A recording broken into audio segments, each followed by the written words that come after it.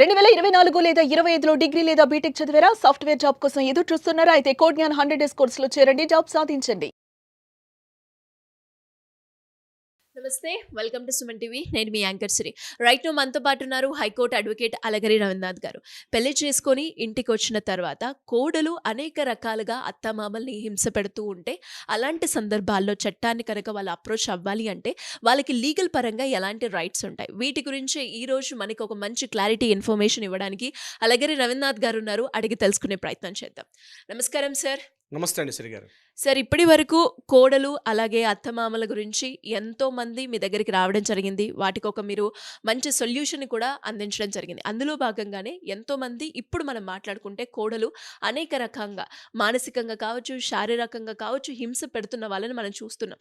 అందులో ఎవరైనా కూడా అత్తమామలు చట్ట ప్రకారంగా మేము ముందుకెళ్ళాలి అనుకునే వాళ్ళకి లీగల్ పరంగా ఎలాంటి రైట్స్ ఉంటాయి సార్ అత్తమామల? ముఖ్యంగా శ్రీ గారు మిమ్మల్ని అభినందించాలి. ముఖ్యంగా కుటుంబ సంబంధాలు, బాంధవ్యాలకు సంబంధించి మీరు చట్ట ప్రకారంగా ఉన్నటువంటి హక్కుల మీద చాలా కంటెంట్స్ తీసుకున్నాం మన కాంబోలో. దాంట్లో అయితే భాగంగానే రీసెంట్గా మనం చేసిన కోడల్ వీడియో కూడా ఎంతో మంది కూడా మీరు చెప్పిన పాయింట్స్ని ఎంతో మంది మిమ్మల్ని అప్రిషియేట్ కూడా చేయడం జరిగింది సార్. అవునండి, అండ్ అవునండి, థ్యాంక్ యూ సో మచ్. అవునండి శ్రీ గారు, థ్యాంక్ యూ అండి. సో ఇక్కడ విషయం ఏంటంటే శ్రీ గారు, చాలామంది ఏమనుకుంటారంటే కోడలు ఇబ్బంది పడుతోంది, సెక్షన్ 498 రకరకాలుగా ఇబ్బందులు పడుతుందని చెప్పి రకరకాలుగా చట్టాల గురించి అందరికీ తెలిసిందే.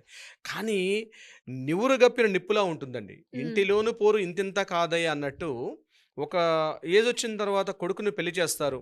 అది అరేంజ్డ్ మ్యారేజా, లవ్ మ్యారేజా, పెళ్లి చేసుకున్న తర్వాత కోడలు అత్తవారింటికి వచ్చిన తర్వాత ఆ కోడల్లో ఉన్నటువంటి క్రూయలిటీ బయటకు వస్తుంది. అది దానికి కారణాలు ఏమైనా కావచ్చు. ఆ కారణాల గురించి మనం డిస్కస్ చేసుకునే పనిలో లేము. ఈ ఇతరత్ర కారణాల వల్ల అత్తామామల యొక్క వాళ్ళ యొక్క మంచితనాన్ని, లేకపోతే వారి యొక్క పెద్దగా చదువుకోకపోవడం, లేకపోతే ఇతరత్ర కారణాల వల్ల, లేకపోతే పేదరికంతో కావచ్చు, ఫినాన్షియల్ కండిషన్ కావచ్చు, ఏమైనా కారణాలు కావచ్చు, అత్తామామల మీద ఆధిపత్యాన్ని చెలాయిస్తూ ఆ ఇంటి మీద పూర్తి అధికారం చేస్తూ వాళ్ళని అనేక రకాలుగా శారీరకంగా, మానసికంగా, ఆర్థికంగా, ఎందుకంటే తన భర్త తన చేతుల్లో ఉంటారు, వాళ్ళ కొడుకు తన చేతిని గ్రిప్లా పట్టుకొని ఆ కుటుంబాన్ని, ఒకవేళ పిల్లలు ఇంకా వాళ్ళకైనా కొడుకు కూతురు, ఇంకో అంటే ఈ వచ్చినటువంటి కోడలికి కానీ, ఒక ఆడపడుచులు కానీ, లేకపోతే మరుదులు కానీ ఉంటే, బావలు కానీ ఉంటే, ఇంకా వారి యొక్క పరిస్థితి ఇంకా దారుణంగా ఉంటుంది. ఇంకా పెళ్లి కాకుండా ఉన్న ఆడపడుచులు కానీ, పెళ్లి కాకుండా ఉన్న మరుదులు కానీ ఆ ఇంట్లో ఉంటే వాళ్ళ పరిస్థితి ఇంకా నరకప్రాయం చేస్తుంది ఆ ఇంట్లో. చాలామంది ఈ యాంగిల్ ఆలోచించారు. నా దగ్గరకు వస్తున్న కేసులో చాలా కేసులు నేను చూస్తున్నాను.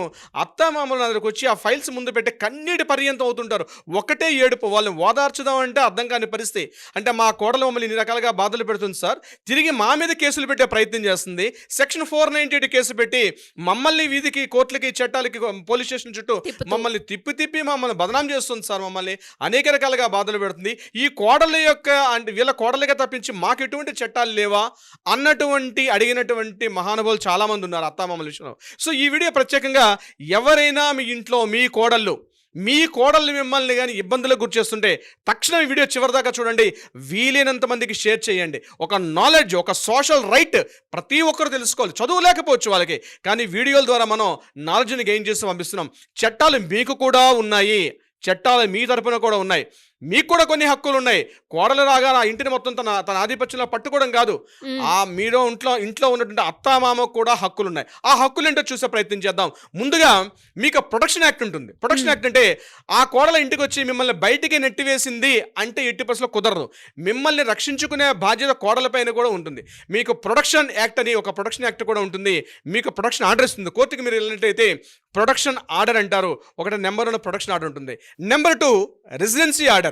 అంటే మీరు కోడల ఇంటికి వచ్చిన తర్వాత అత్తామామల్ని బయటికి వెళ్ళిపోండి అని చెప్పే హక్కు ఆ కోడలికి లేదు. దట్స్ కాల్డ్ రెసిడెన్సీ ఆర్డర్ అంటారు. అంటే మీ ఇంట్లో, మీ స్వార్జితమైన ఇంట్లో లేదా అద్దెంట్లో మీరు ఉన్నారనుకోండి, కోడలు వచ్చిందనుకోండి, నువ్వు బయటికి వెళ్ళిపో అని చెప్పి అత్తగారిని కానీ మామగారిని బయటికి పంపించే ప్రయత్నం చేయకూడదు. అది కూడా రెసిడెన్సీ ఆర్డర్ అంటారు. దాన్ని కూడా మనం కోర్టు ద్వారా పొందే హక్కు ఉంటుంది. మూడోది మానిటరీ ఆర్డర్. మానిటరీ ఆర్డర్ అంటే ఇక కొడుకు అప్పటిదాకా కాస్త ఏదైనా ఇన్కమ్, తల్లిదండ్రులు ఉద్యోగం వచ్చింది కదా, తల్లిదండ్రులు కొద్దిగా గొప్ప అమౌంట్ ఇచ్చి ఆ ఇంటిని చూసుకుంటున్నాడు, ఆ ఇంట్లో వృద్ధాప్య తల్లిదండ్రులు ఉన్నారు అంటే అత్తామామల వాళ్ళు కాస్త ఫైనాన్షియల్గా స్ట్రాంగ్గా లేకపోతే వాళ్ళు పోషణ భారం చూడాల్సిన బాధ్యత కూడా కోడలదే. అంటే దీన్ని మానిటరీ రిలీఫ్ అంటారు. అంటే ఏదైనా ఆర్థికంగా ఉంటే ఆ యొక్క పెద్దవారిని కూడా చూడాల్సినటువంటి బాధ్యత కూడా కోడల పేరు మీదుగా ఉంటుంది. అంటే మీకు రెసిడెన్షియల్ ఆర్డర్ ఉంటుంది, మీకు ప్రొటెక్షన్ ఆర్డర్ ఉంటుంది, మీకు రెసిడెన్షియల్ ఆర్డర్ ఉంటుంది. At the same time monetary relief, monetary order కూడా మీరు కోర్టు ద్వారా తెచ్చుకోవచ్చు. ఇది కాకుండా ఇంతేనా సార్, ఇంకేమీ లేవా? ఇంకా చాలా ఉన్నాయి. ఒకటి, అమ్మాయికి అయితే కోడలు ఏం చేస్తుంది, 498A అని ఎలా అయితే అత్తామామల మీద పెడుతుందో, మరుదుల మీద పెడుతుందో, భర్త యొక్క సోదరుల మీద ఎలా అయితే పెడుతుందో, అదేవిధంగా కోడలు కానీ మిమ్మల్ని వేధిస్తే IPC 294, దీన్ని యాక్చువల్గా మానసికంగా అమ్మాయి కానీ మిమ్మల్ని వేధిస్తే సెక్షన్ IPC 294 అంటారు. IPC 294 ద్వారా అమ్మాయి మిమ్మల్ని మానసికంగా వేధింపులు గురి చేస్తే మీరు ఆ సెక్షన్ ఆమె మీద ఇంపోజ్ చేసుకోవచ్చు. IPC సెక్షన్ 323 మిమ్మల్ని బలాత్కారంగా అంటే బూతులు తిడుతుండగానే మిమ్మల్ని వేధింపులు గురి చేస్తుంది అనుకోండి, అటువంటి సందర్భాల్లో IPC 323ని ఇంపోజ్ చేయొచ్చు. IPC 506 కూడా మిమ్మల్ని కాస్త ఫిజికల్ హ్యాండ్లింగ్ చేస్తున్నా, మిమ్మల్ని కొడుతున్నా, మిమ్మల్ని శారీరకంగా బాధ పెడుతుంటే IPC 506 అనేది మీరు అమ్మాయి మీద ఇంపోజ్ చేసుకునే అవకాశం ఉంటుంది. మరి వీటన్నిటికీ ఎలా అప్రోచ్ అవ్వాలి సార్ అని మీ ప్రతి ఒక్కరు డౌట్ కావచ్చు. మీరు కానీ మీ కోడలు మిమ్మల్ని వేధింపులకు గురి చేస్తే మీరు ఇమ్మీడియట్గా ఒక NC అంటే నాన్ కాగ్నిజబుల్ అఫెన్స్ అంటారు, ఒక కంప్లైంట్ దగ్గరలో ఉన్న పోలీస్ స్టేషన్కి ఫస్ట్ ఇచ్చే ప్రయత్నం చేయండి. ఇమ్మీడియట్గా పోలీస్ స్టేషన్లు మీకు ఆ కేసు ఫైల్ చేస్తారు. ఫైల్ చేయని పక్షంలో ఇమ్మీడియట్గా మీరు ఏం చేస్తారంటే ఒక అడ్వకేట్ని ఆశ్రయించండి. అడ్వకేట్ ద్వారా మీరు ఇమ్మీడియట్గా మీరు కోర్టుకు వెళ్ళి ఒక ప్రైవేట్ కంప్లైంట్ కూడా లాడ్జ్ చేసుకునే అవకాశం కూడా మీకు ఉంటుంది. ఇది మీకు రిలీఫ్ ఉంటుంది. అంటే IPC 498 ఎలా ఉందో మీకు కూడా ఇప్పుడు నేను చెప్పే సెక్షన్స్ అన్ని కూడా మీకు అండదండలుగా ఉండే అవకాశం కూడా ఉంటుంది. ఒకవేళ మీరు సీనియర్ సిటిజన్స్ అనుకోండి, అంటే మీరు కాస్త ఏజ్ 60+ దాటారు, ఇంట్లో మీకు ఉంటే మీకు మరొకటి ఉంది. దీన్ని యాక్చువల్గా ఏమంటారంటే ట్రిబ్యునల్ అంటారు. అంటే ముఖ్యంగా దీన్ని సీనియర్ సిటిజన్ యాక్ట్ అంటారు.